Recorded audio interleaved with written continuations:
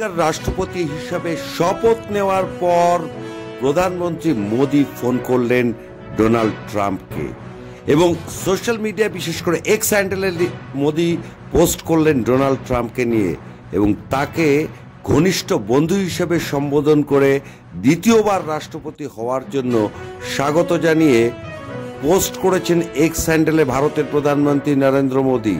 তবে বিশ্বের কূটনৈতিক মহলের বড় কৌতূহল, কি কারণে দিল্লির সাউথ ব্লক থেকে ওয়াশিংটনের ওভাল অফিসে হোয়াইট হাউসে গেল মোদির ফোন।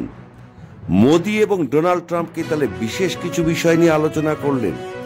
যদিও আনুষ্ঠানিকভাবে এক্স হ্যান্ডেলে ভারতের প্রধানমন্ত্রী নরেন্দ্র মোদি ডোনাল্ড ট্রাম্পকে শুভেচ্ছা জানিয়েছেন, আন্তরিকভাবে একসঙ্গে কাজ করার ইচ্ছা পোষণ করেছেন।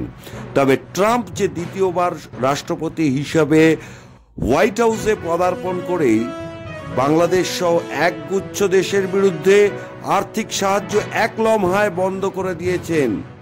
আর এখানেই মোদির ম্যাজিক কাজ করছে বলে কূটনীতিকদের একাংশ অভিমত প্রকাশ করছেন।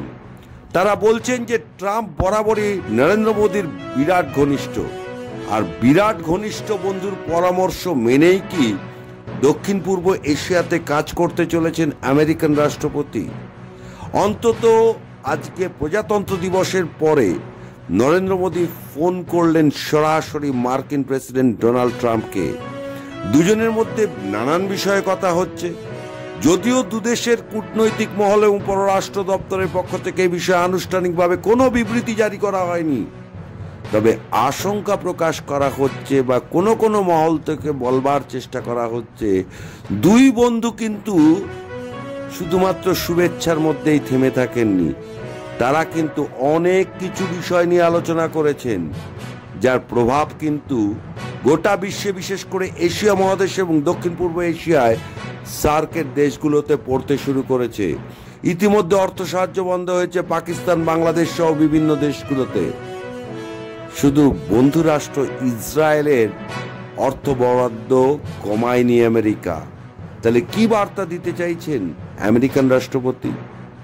সত্যি কি মোহাম্মদ ইউনূসের কপালে সংকট, না ঘোর অশনি সংকেত? তার সময় বলবে। তবে নরেন্দ্র মোদির ফোন যে বিশেষ বার্তাবহ সে কথা বলাই যায়। ব্যুরো রিপোর্ট, খাস খবর।